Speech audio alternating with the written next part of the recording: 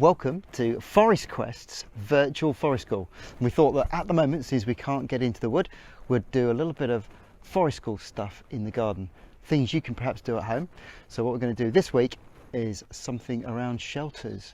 Some of you have seen some of this before, but we'll have a little go at doing something with some stuff that you might be able to find at home. So what I've got over here is an old sheet. Make sure it's an old one, children, because mums and dads won't appreciate using a new one. But actually what I've got here is a double quilt. Why? Because it's square, and this is ideal for something that's square. So the first thing we're going to do is we're going to lay this out just like we would a tarpaulin.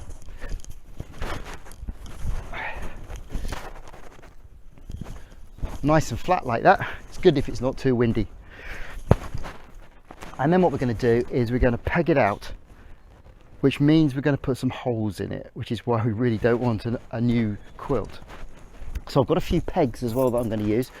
So for this, I'm going to use about 6. I've got 7 pegs here. That should be enough. And I've also got a pole about that high,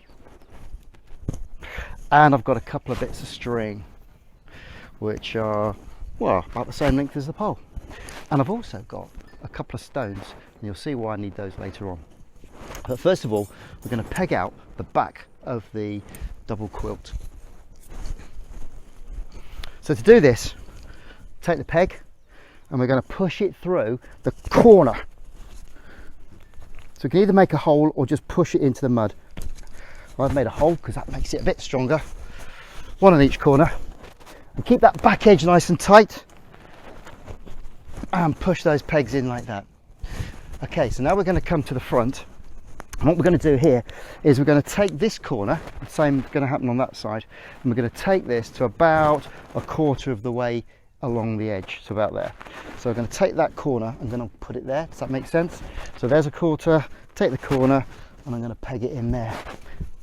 Take a peg, push it through the corner, keeping that nice and tight, pushing the peg in that way. Then I'm going to do the same on this corner. So I'm going to keep that. I'm going to put the hole in the corner. Quite tough. So there's a quarter about there. I'm going to move that in to there, keeping that edge nice and straight. Okay, so we've got 3 edges that are nice and tight. We're almost there, because what we're going to do now is put the pole inside. You're going to lose me for a minute. Here we go. And that pushes in like that. So as long as the pegs are in nice and tight, that'll stay up. Try and get it in the middle, about there. You start seeing that we've got a tent forming now. The last thing we have to do is to pin back the door so that it looks like that. Now, we could make a little hole in here to tie our string into and make a guy rope to tie it back. But I'm going to show you a slightly different technique, which you could do on all 4 corners, especially if it's a quilt that we want to keep on and not make holes in. So we use a stone. We put the stone into the material like that. So we make a little bobble of material, and then we're going to tie the string around the stone. You can guess what sort of knot. A reef knot. Good.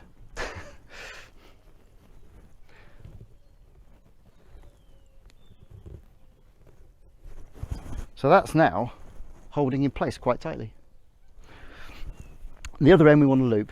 So we just take a loop of the string, wrap it round and pop the loop through to make a little loop knot like that. And then we take the peg, and we bring it round the side and we just pull it out like a guy rope like that. And we do the same on the other side. So another peg, another string, another stone. Stone goes in the corner. It's not really the corner, is it? It's the edge of the sheet there. And we tie another reef knot. 1, 2. Loop on the end. through, pull the loop, and then pull that back down there like that. Ta-da! It's a tent.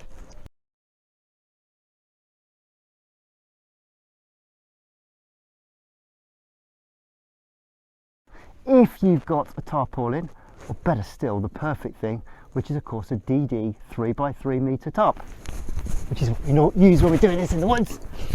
That's what we've got over here. So here's one I prepared earlier. This is a 3x3 DD tarp, built exactly the same as the sheet. But if you just come around here and have a look inside, you can see just how roomy it is. Anyway, enough from me. Over to Kath.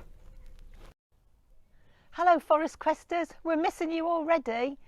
Wolf's just shown the older group how to make their own shelter in the garden, and there's no reason why my group can't make their own as well. Again, using things that you can find around the house or in your garden, but please, please ask your mum first to make sure it's okay. So this one I've made using another old sheet and 2 of my garden chairs. I've pegged them onto the top to make sure that the sheet doesn't blow away in the wind, and I've used flower pots to anchor it down.